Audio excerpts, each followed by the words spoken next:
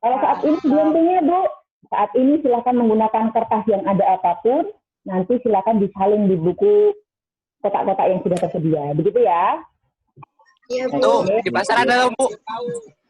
Kenapa? Di pasar ada loh, Bu. Banyak, di tokonya Ibu juga ada. Oke, Bu. Oke, ada banyak. Dimanapun ada, di buku keep ada, semua ada ya. Oke. Ada yang mau ditanyakan tentang buku? Nggak ada ya? Oke, kita mulai. Untuk sementara diperhatikan baik-baik. Tidak ada suara yang masuk ke Ibu. Dengarkan penjelasan Ibu terlebih dahulu. Siapkan catatan jika memang kalian perlu mencatatnya. Nanti di akhir materi akan ada tugas. Mungkin tugasnya hanya sekedar menggambar saja. Jadi silakan perhatikan dengan baik. Jadi tidak ada suara yang masuk selama Ibu memberi penjelasan. Oke ya, siap ya. Oke. Bismillahirrahmanirrahim. Step pertama, matematika wajib, yaitu Ibu ambil materi statistika. Statistika itu berkaitan erat dengan data-data, begitu ya.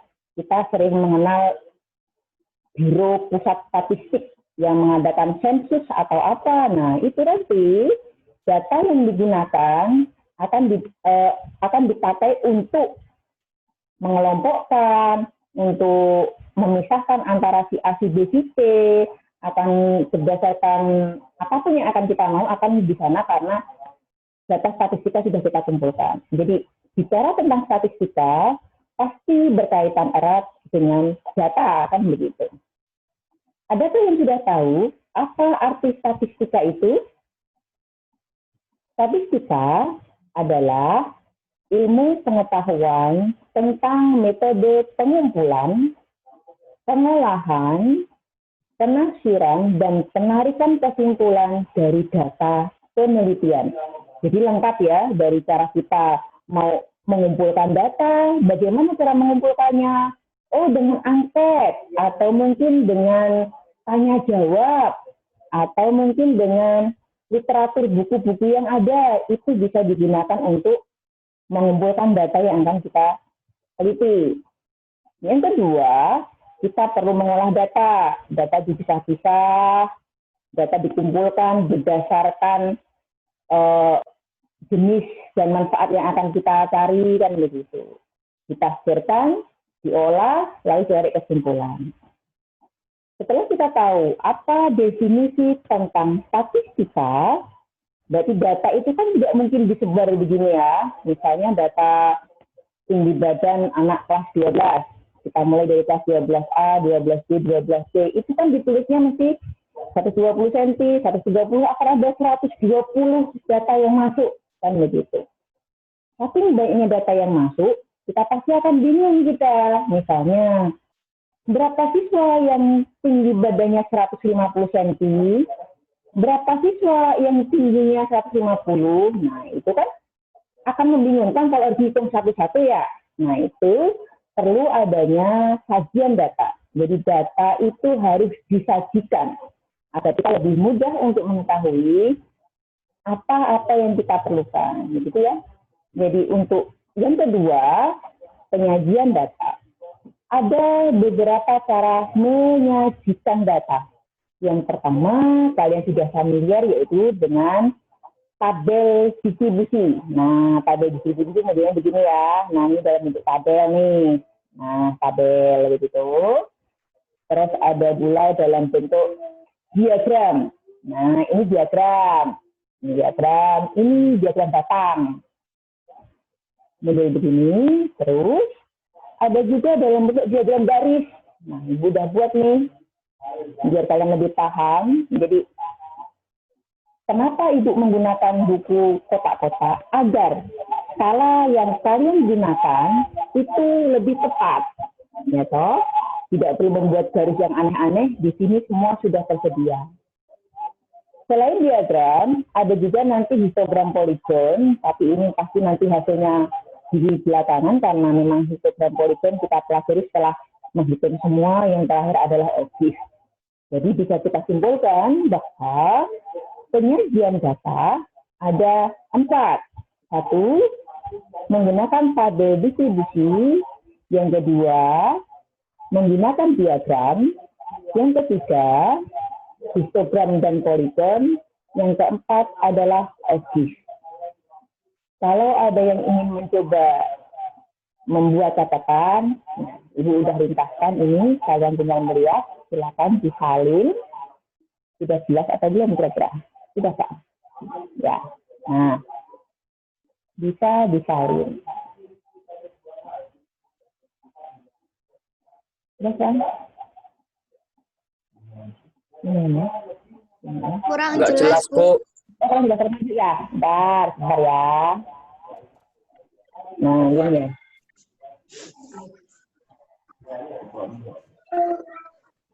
Mana ya? Cari.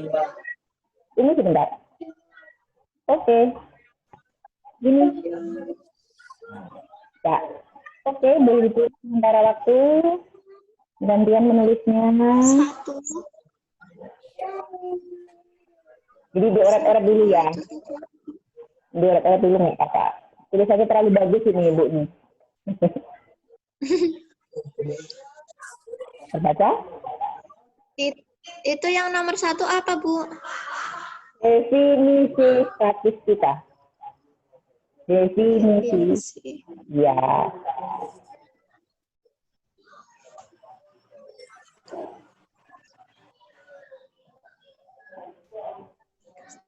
Sudah?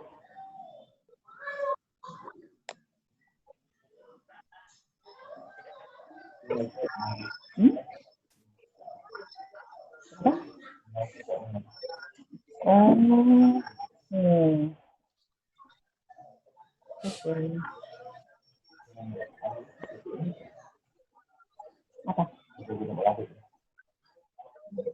Aku yang bagi ke anak-anak belum bisa, aku nggak masuk Inggris ya. Bagi tadi ya. Udah. Nomor 2, Bu. Nomor 2, penyajian data statistika. Nah, oke.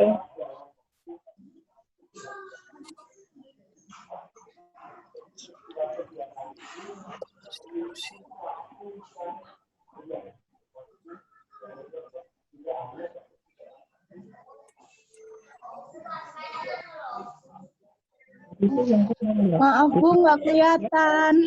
Gini. Ada beberapa bentuk.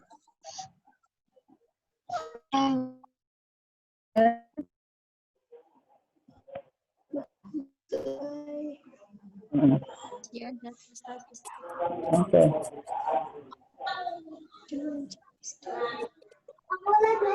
Oke. Data yang ketiga, Bu. Nih, Yang ketiga. Dah. oke. Histogram poligon, yang keempat oke.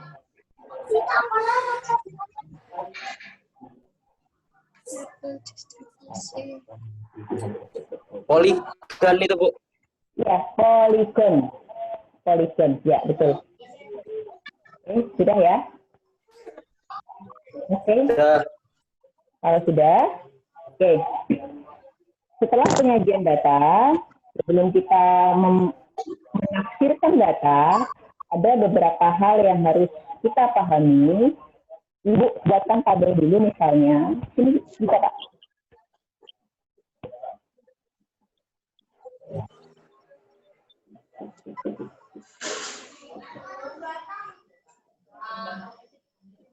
Eneng kayo ning Bapak.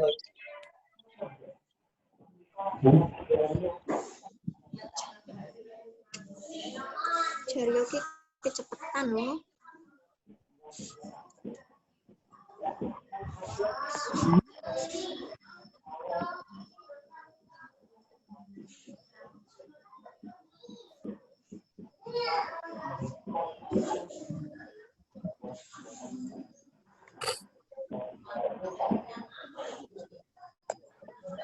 Oke, perhatikan tabel berikut.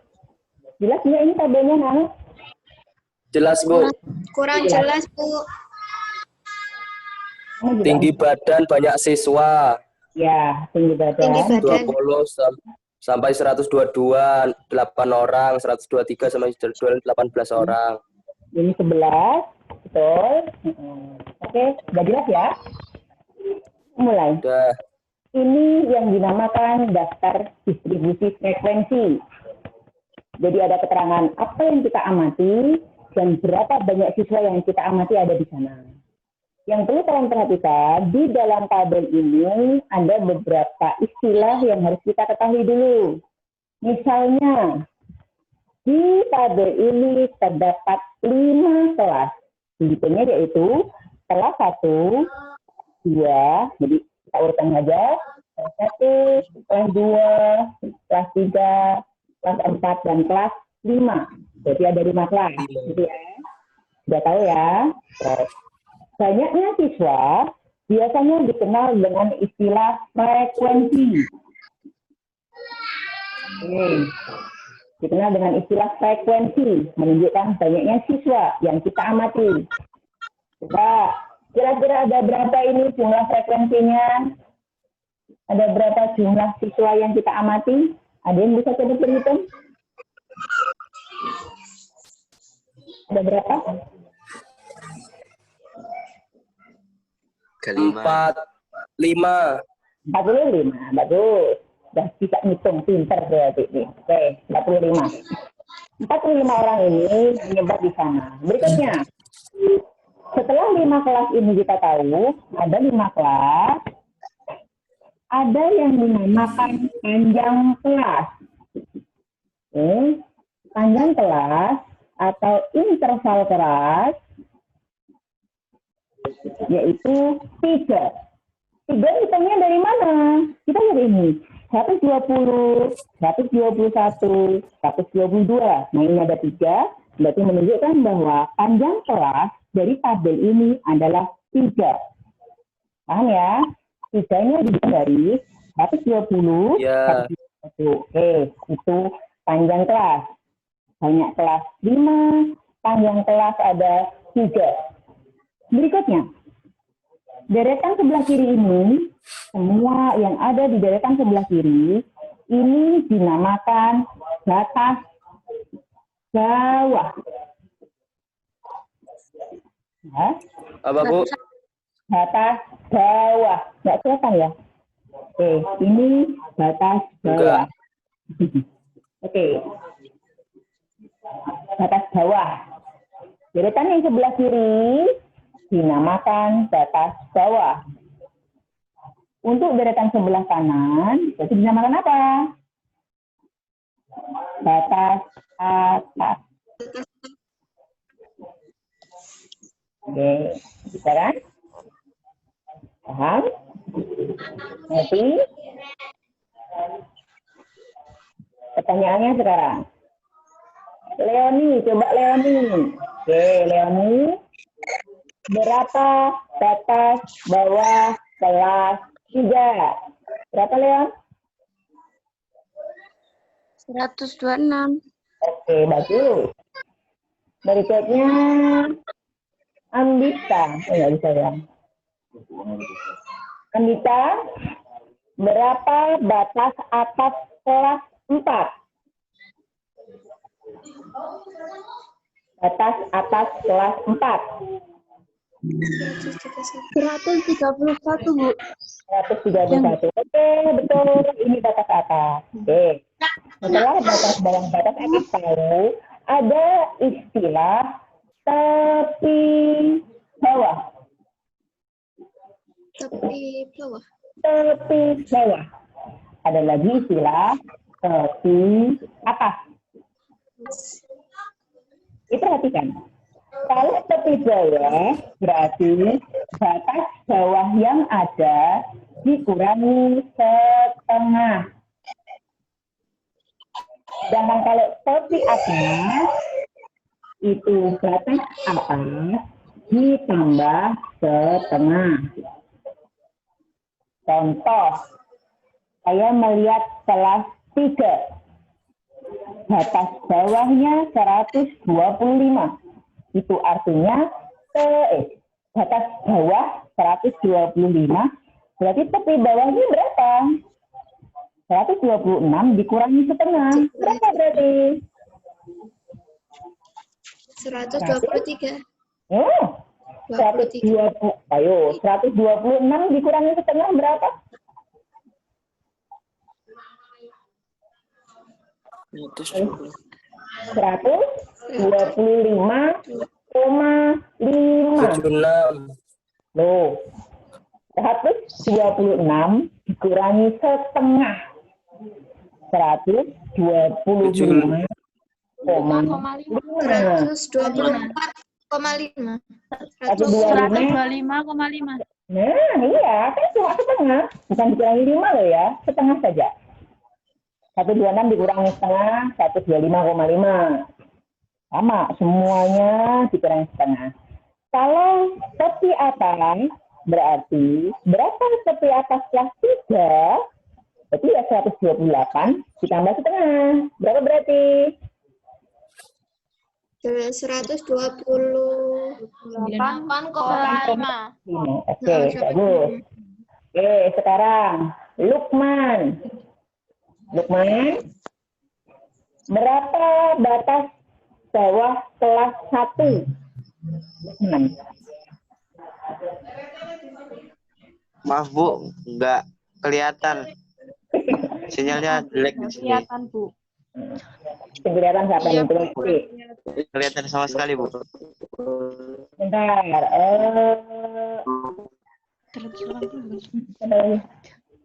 Mutiara? Mutiara? Oke. Batas bawah kelas 1 berapa? Mutiara? Batas bawah kelas 1? 0,5, Bu. Komisi 0,5. Batas bawah kelas 1.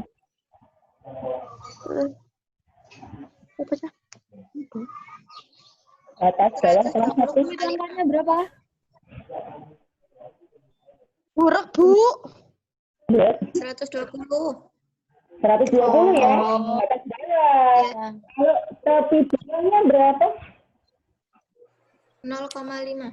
Loh, Tepi bawahnya tepi bawahnya 120,5. loh, dikurangi 120 dikurangi 0,5. Berarti 19,5. begitu caranya. Oke, paham? Jelas? Ngerti? Ya? Oke, kita lanjut sekarang. Dikurangi setengah 119,5. Kalau tepi atas ini ditambah 0,5, gitu ya. Istilah ini ada satu lagi yang dinamakan titik tengah. Titik tengah.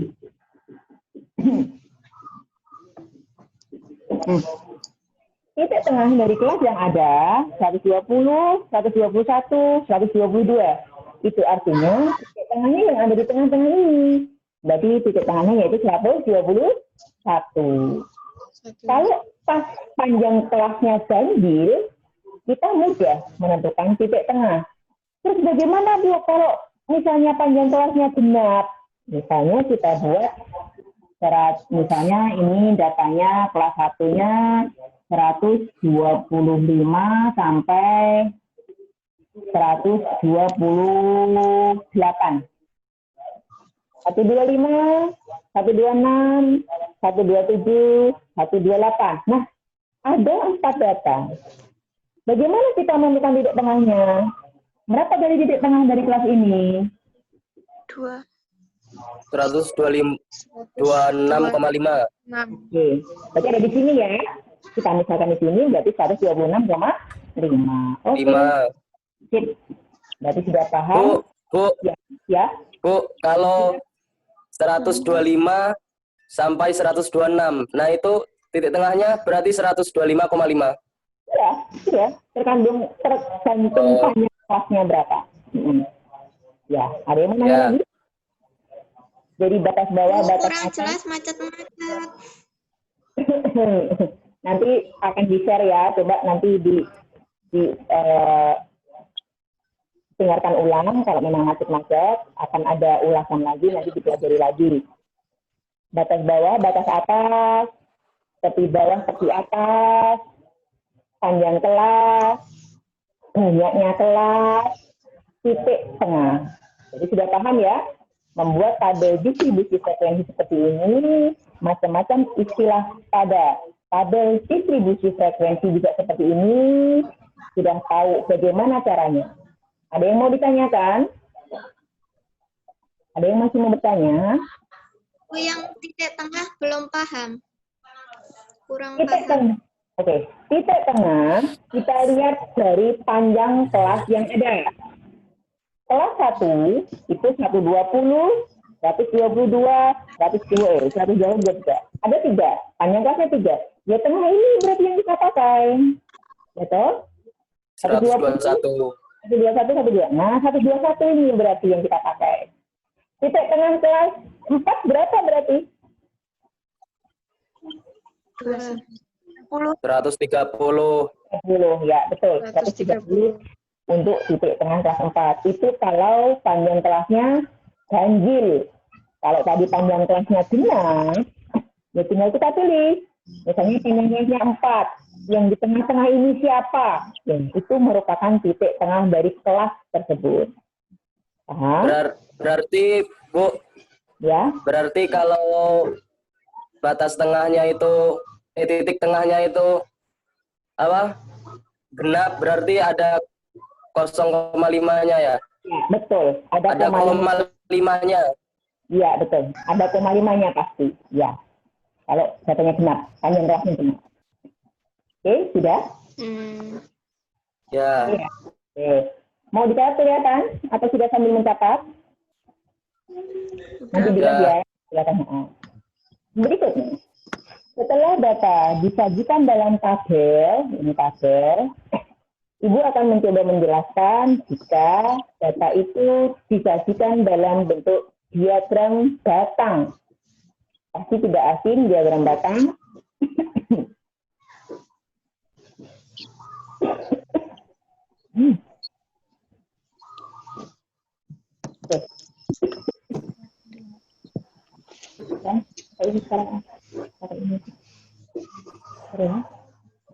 Oke. Dari tabel tadi, Ibu sudah membuatkan diagram batang, semacam ini diagram batangnya, ya.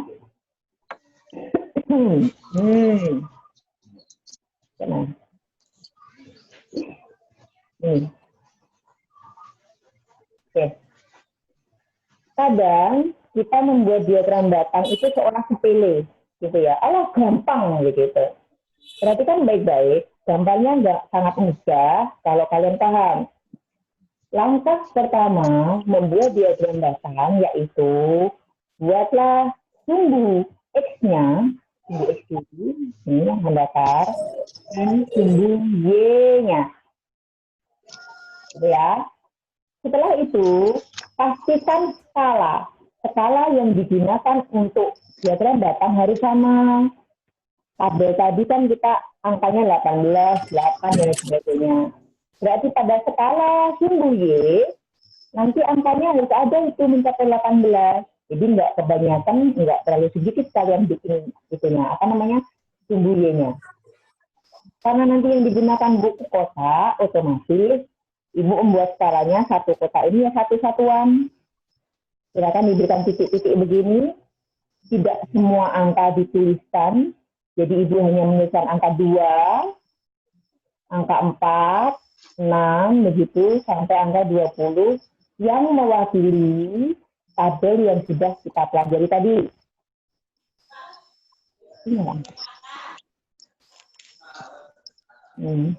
Ya.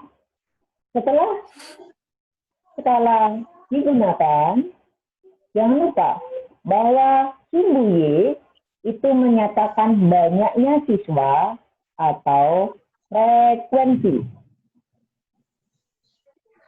Sedangkan sumbu X menyatakan tinggi siswa yang kita amati tadi. Untuk tabelnya, silakan setiap kotak yang digunakan itu semuanya sama. Kalau menggunakan satu kotak ya satu, dua kotak ya dua. Jadi kalau semuanya dibuat sesuai dengan ukurannya skala, gambar kita akan terlihat rapi. Di panjang pendek dari batang yang digunakan akan terlihat dengan jelas. Ibu sering menemui jika ada tugas untuk membuat diagram batang, itu skalanya nggak pas, nggak sama begitu. Jadi kalau ibu menemui seperti itu, langsung tugas yang dikerjakan saya anggap salah. Dan, Waduh. ya, jadi di matematika kalian harus belajar menulis dengan rapi, urut dan teratur. Gitu.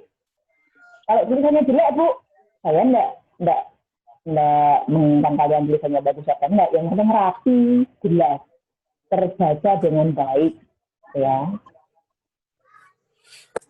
Nek tulisannya acak-acakan, membuat mata ibu sakit, saya nggak mau ngoreksi, gitu. Ya. Ada yang mau ditanyakan diagram batangnya?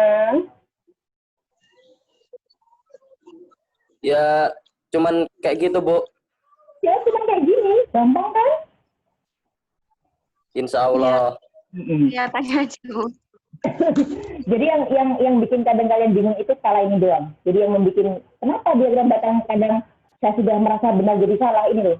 Ya, apa skala yang ini. Kalau lain-lainnya kalian paham dan gampang, ini skala ini yang harus benar. Yang lupa titik-titik ini buat skala 2 apa skala 1 apa 3 semuanya harus sama. Oke, sudah jelas? Udah. Bu, Ya. mau tanya Kalau itu sumbu Y itu jumlahnya ya, Bu ya? Iya, frekuensi banyaknya siswa. Jumlah siswa ya. Banyaknya. Ya, banyaknya siswa. Ada yang mau tanya tadi siapa? Bu, itu skalanya mulai dari berapa?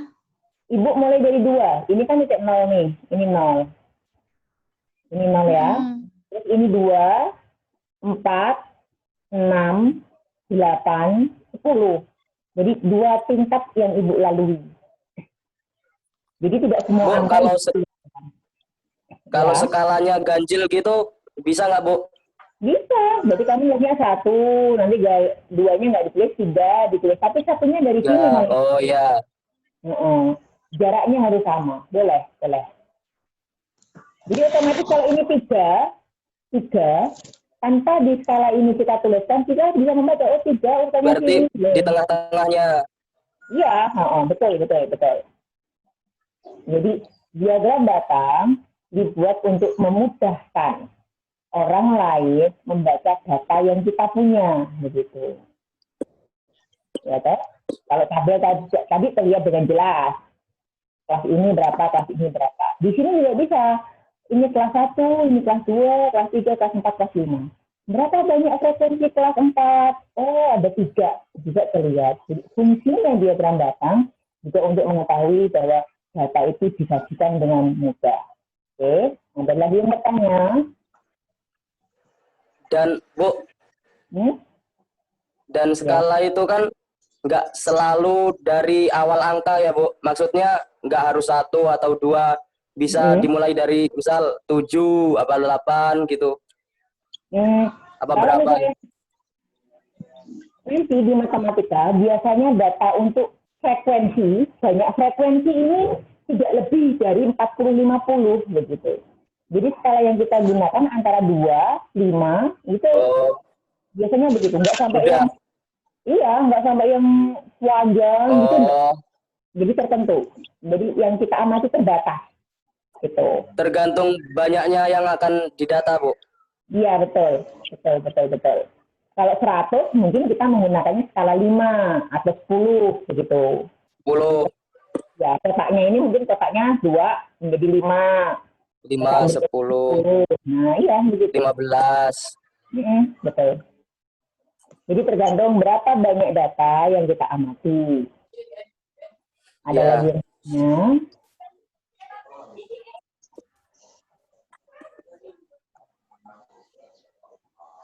Sudah? Sudah, Bu.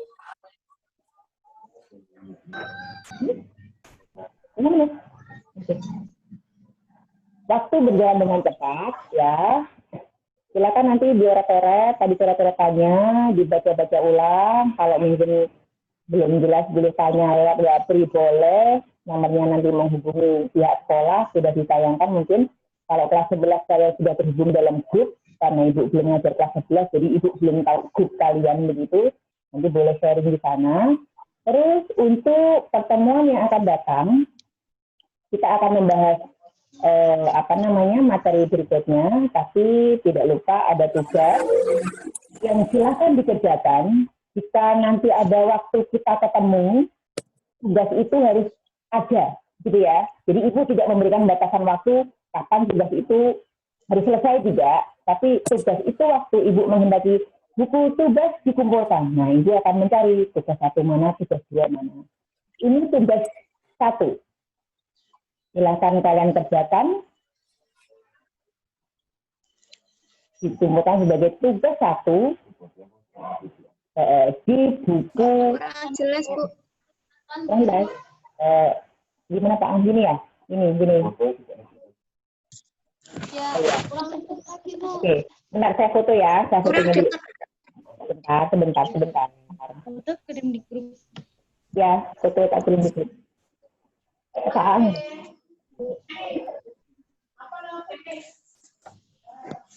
Fotokan lagi.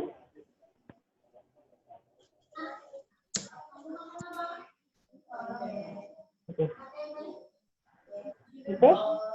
Tugas yang ada sudah di foto, silakan dikerjakan dengan baik sesuai dengan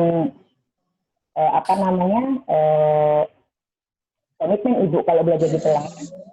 Jika Anda mengerjakan semua tugas Ibu dengan baik, mengikuti pelajaran dengan baik, saya juga akan baik-baik dengan kalian, gitu ya. Jadi tidak ada istilah menyepelekan atau menganggap enteng atau apapun.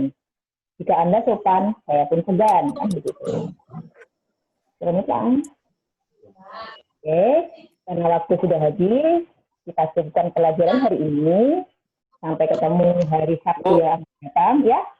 Bu, Ya. ngumpulnya kapan tadi, Bu? Soal tadi ngumpulnya kapan? Oh, segera dikerjakan. Nanti kalau pas Ibu menghendaki buku itu dikumpulkan, tugas itu harus ada, gitu. Ya. Kalau misalnya belum ada, Bu. Ya kan kalau pas ada materi. Kalau nggak ada berarti nggak ada Kalau nilai. belum ada. Kalau belum ada berarti belum ada nilai. Ya paling nggak hari Sabtu yang akan datang tugas itu sudah ada. Ya. Ya, Bu. Iya, Sabtu Bu. yang akan datang. Nah, seminggu cukup lah waktunya. Besok kan minggu sambil libur sambil dikerjakan. Oke? Nggak cukup, Bu. Apanya? Nggak jadi, Bu. Ya, oke. Untuk pertemuan kali ini saya ucapkan sekian. Sampai ketemu lagi insya Allah Sabtu yang akan datang. Jika pertemuan kali ini Amin. ada salah kata dari Ibu mohon maaf. Sampai jumpa lagi. Assalamualaikum warahmatullahi wabarakatuh. Waalaikumsalam warahmatullahi wabarakatuh.